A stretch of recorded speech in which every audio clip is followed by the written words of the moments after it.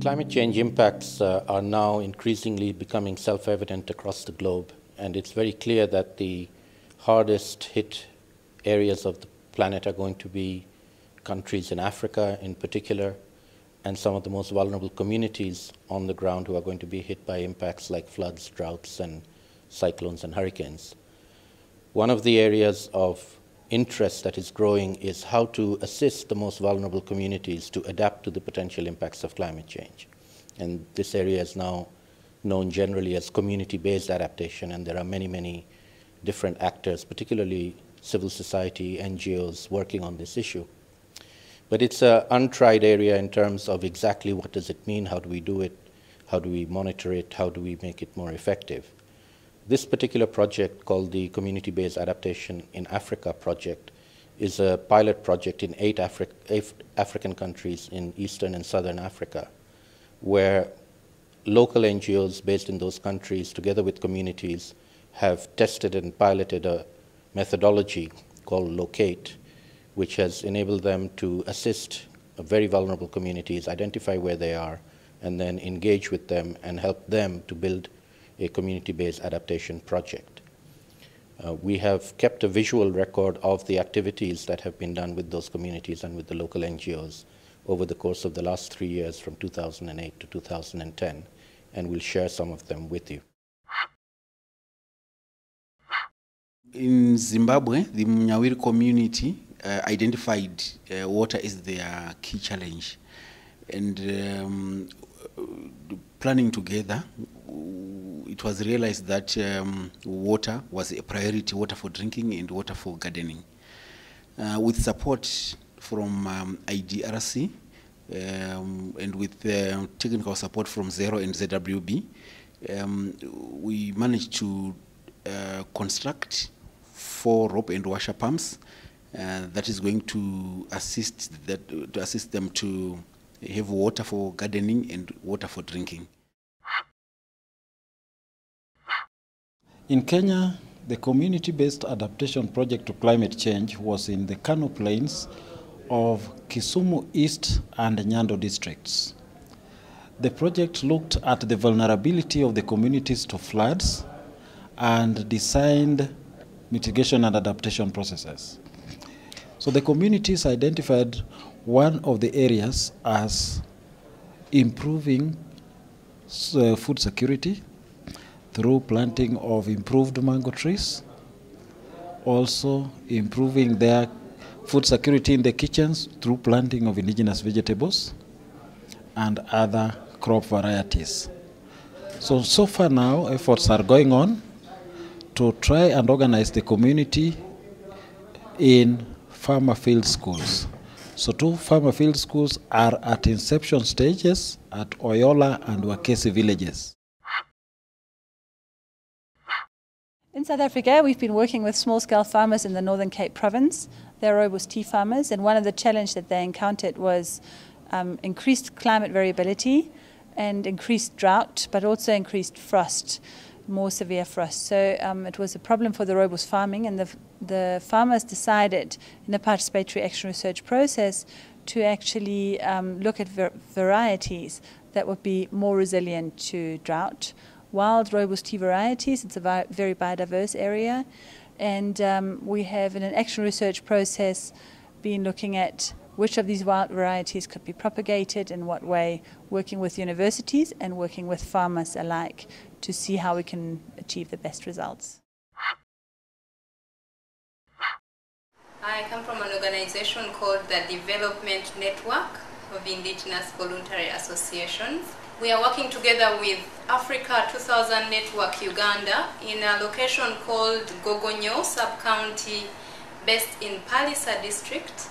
We are designing a project together with the communities to build the resilience of the community to the impacts of climate change.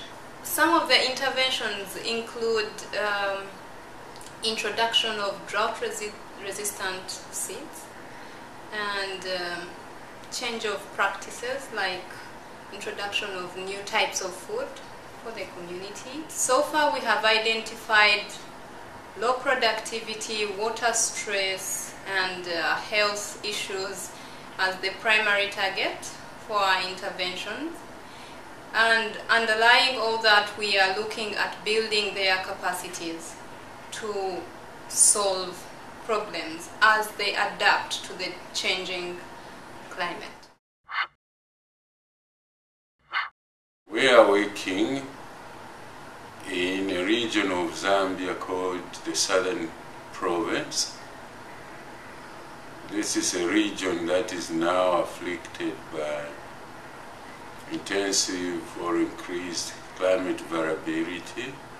Now, what is historic about Southern Province is the fact that it used to be the food basket of Zambia. But by the 80s, the situation changed.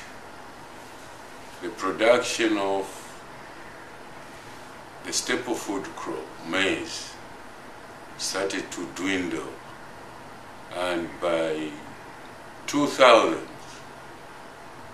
the region began to suffer food deficits. Therefore, the main vulnerabilities in the area are basically those pertaining to food security, and what we are doing is to assist the communities to see if they can revive the productivity of their land with regard to maize production and livestock. We are dealing with 12 villages. These 12 villages have come up to form a community-based organization, and we are working through this. They are essentially involved in adapting technologies that could help them survive the impacts of droughts and floods.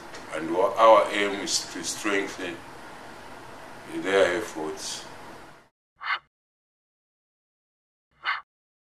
I cooperate with Sudanese Environment Conservation Society on the CPAA project. Sudan is a very large country, but it is very vulnerable to climate change.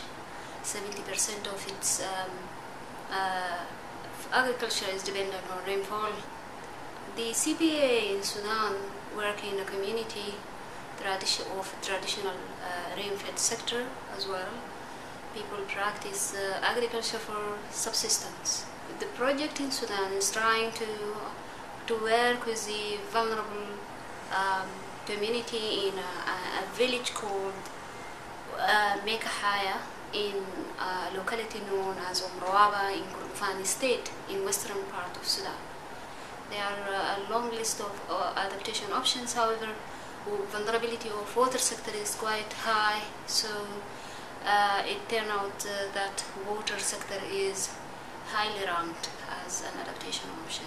Together with them, we are working on the community, and we are doing our best in order to find a suitable donor for funding the identified adaptation option. Our project is focusing on pastoralis, Maasai pastoralis, in a village called Msomera in Anden district in Tanga region. The first we met the community, we interacted with the community, and the community came up with a number of projects to be implemented. And in the first place, they recommended we start with a water project, but then they said, let us make a land use plan first, because the water will bring conflicts, because the neighboring communities are also without water. So the water might attract the neighboring community. So we decided to go for the land use planning, where the community will establish community-based ranches. And this one is now in the process. I'm working with a community in the Lower Shire Valley, in the traditional society Tengani. And this community is vulnerable to floods and droughts. As a way of making sure that communities are resilient to these vulnerabilities, we are implementing some projects such as the promotion of soil and water conservation techniques, water harvesting techniques such as small dams and construction swales. But also we are trying to promote irrigation agriculture for groundwater using solar power. So these are basically the activities which we are doing to assist the communities for them to get resistant to climate change adaptation. We are just now concluding these 8 projects in 8 countries on community-based adaptation in 8 African countries in the end of 2010. And we've learned a lot of lessons on what to do, what not to do. We're still not having all the answers, but we are getting much closer to being able to identify which are the most vulnerable, how do we approach them, what are the things that are relevant for enhancing their capacity to deal with impacts of climate change, how to assess vulnerability, and most importantly, how to enhance their ability both to deal with the problem themselves and to engage with other actors from the scientific community and politicians and policymakers as well.